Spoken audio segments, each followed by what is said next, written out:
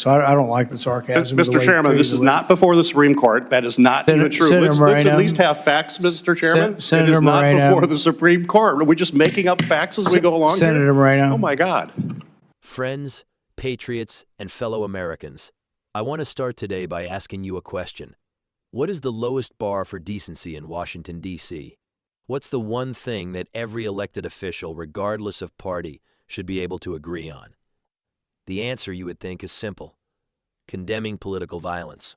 But what you are about to see, what we are about to analyze from a recent Senate hearing, proves that even that most basic standard of morality is now up for debate among the ruling class. This video cuts through the noise and exposes a stunning lack of moral courage. If you value truth, integrity, and the rule of law, hit that like button right now, subscribe to the channel, and let's get into it. You know, I think the sarcasm towards the witnesses is uncalled for. I mean, you're asking them to make a decision on the Supreme Court. It's a complicated decision. A lot of the decisions on hiring and firing have come down on the president's side. I mean, frankly, these are open-ended questions. To say that you've concluded and you're smart of the Supreme Court, you're welcome to say that. But to put people on the spot and say, oh, you have no opinion, you're just going to do whatever you want. Well, you know, these are very complicated decisions, and I don't think any of us really know exactly how the Supreme Court's going to rule on this. So I don't like the sarcasm. Mr. Chairman, this is not before the Supreme Court. That is not even true. Let's at least have facts, Mr. Chairman. Senator it is not Moreno, before the Supreme Court. Are we just making up facts as we go along Senator Moreno. Oh, my God. Thank you, Mr. Chairman. So we talked a little bit this morning about text messages. I thought that was interesting because I've never seen a witness who wasn't here question. But I thought in the spirit of text messages, we should read some.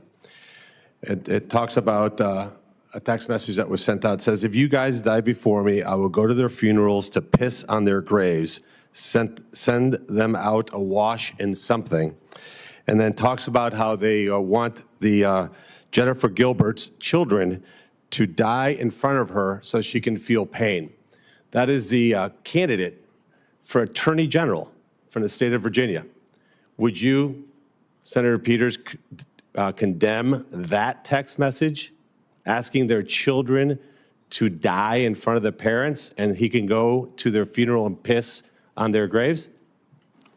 I don't believe I'm a witness here today. Thank you, Okay, Senator. so just want to point out for the record that the bar is so low that you can't condemn somebody wanting political violence. Okay, so let's move on.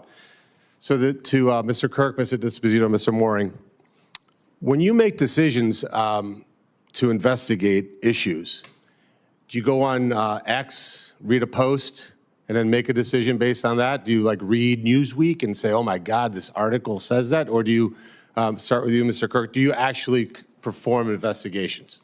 Thank you, Senator, for the question. The role of the Inspector General is to work with facts. And so not, what if you read an article on Facebook? That's not enough?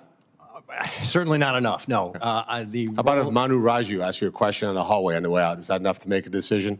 Pardon me? If a CNN reporter asks you a question on the way out, is that enough just to make a decision? My point is, can you walk us through what you actually do to investigate these matters?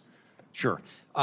Inspector General's offices have significant numbers of staff of investigators, auditors, and their role is to collect the information from the agency to be able to make a decision based upon criteria. Does that take 5 minutes, 6 minutes? How long does that take? It takes months. Months. Okay. So not 3 minutes in questioning. Mr. Disposito, anything different?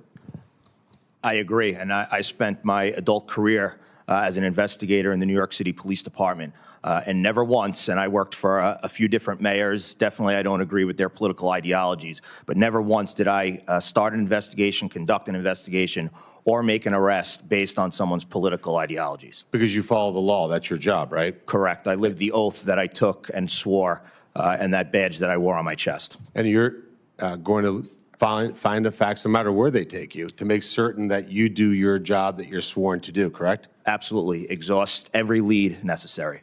Mr. Mooring, how about you? I mean, obviously the Department of War is a huge agency and you're going to be charged with a big responsibility. You're going to study these things thoroughly, make sure that only look at facts, not hyperbole or innuendo. Is that correct? That is correct, Senator. At the department, sources of investigation come from many places. Can come from senators, congressmen, the hotline, whistleblower complaints. There are procedures that are already in place in writing at the department which guide the initiation of investigations. And you've sworn to uphold the Constitution and the law and to follow it no matter where it goes, correct? Yes, I do, Senator. Okay. To the judges, DC obviously is a lot going on here, and I assume the same standard holds for the three of you, that you'll follow the law, you'll interpret the Constitution as written? Yes, Senator. Yes, Senator. Senator. All right, perfect. And Mr. Forrest, I will actually give back time and just give you one piece of advice. Sell, baby, sell. With that, I'll turn it back over to the chairman. The video opens with Senator Bernie Moreno addressing the hearing, and he immediately points out the procedural failures, the sarcasm, the lack of facts, and the rush to judgment. He highlights the complexity of the issues at hand, criticizing those who pretend to have already concluded on complicated Supreme Court matters. This sets the stage. Moreno is clearly focused on accuracy and process, challenging the theater that often dominates these hearings. But then, things got serious. Moreno pivots from procedure to principle. He brought up a truly shocking text message from a candidate for Attorney General in Virginia. Think about this. The message advocated for political violence, specifically wishing for an opponent's children to die in front of her, and then for the author to desecrate their graves. This is not hyperbole. This is pure malice and an absolute failure of civil decency. Moreno directly asked the Democrat lawmaker, Senator Peters, to condemn this text message. This was a clean, softball question, a chance to unite on the principle that violence is wrong. And what was the response? The Democrat lawmaker refused, using the procedural dodge of saying he was not a witness here today. That's right. He couldn't even offer a simple, "I condemn political violence." Moreno's reaction was righteous and immediate. He pointed out for the record that the bar is so low that you can't condemn somebody wanting political violence. This isn't just a political disagreement. This is a profound failure of moral clarity and accountability in our political class. When you cannot condemn calls for children to die, you have forfeited any claim to moral authority. Moreno then immediately contrasts this moral failure with the high standards expected of our law enforcement and oversight officials.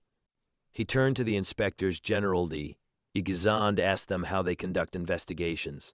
Do they rely on posts from social media, tweets, or sensational news headlines? The three I just Mr.